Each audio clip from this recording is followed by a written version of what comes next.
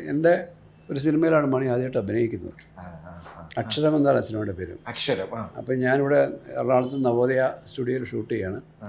അപ്പോൾ അതിൽ സുരേഷ് ഗോപിയെ കൊണ്ട് ഓട്ടോറിക്ഷയിൽ പോകുന്ന ഒരു സീനുണ്ട്.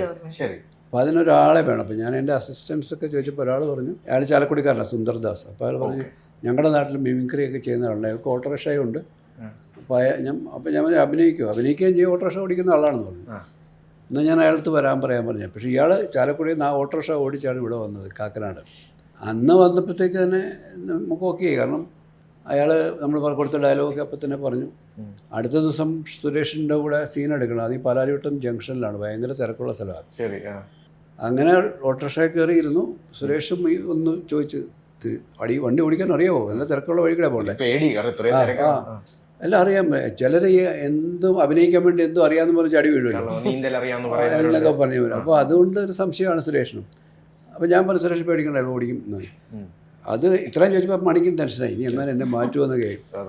അങ്ങനെ റെഡി കോമറ എന്നൊക്കെ ഒരു ഭയങ്കര ക്രൗഡും ഉണ്ട്, പബ്ലിക് റോഡല്ലേ. ഇയാൾ വന്ന് ഈ അന്ന് ലിവർ വെച്ച് സ്റ്റാർട്ട് ചെയ്യുന്നത്, ലിവർ വലിച്ച് ലിവർ ഒടിഞ്ഞ് കയ്യിലിരുന്നു.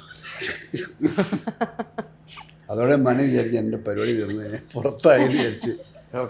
മണി എങ്ങനെയൊക്കെ ഇതൊന്ന് സ്റ്റാർട്ടായി കിട്ടാൻ വേണ്ടിയിട്ട് കഷ്ടപ്പെട്ട് അങ്ങനെ എങ്ങനെയോ സ്റ്റാർട്ടാക്കി ഓടി. മണി പറയും എങ്ങനെ ഇപ്പോൾ ഇത് സ്റ്റാർട്ടായത് എനിക്ക് ഓർമ്മയില്ല അന്നത്. അങ്ങനെ പക്ഷെ നന്നായിട്ട് ലിവർ പിന്നെ എങ്ങനെയൊക്കെ മണി അത് സ്റ്റാർട്ടാക്കിച്ചു. Petra, India's premium steel doors, അഴകിലും ഉറപ്പിലും കാലാതീതം.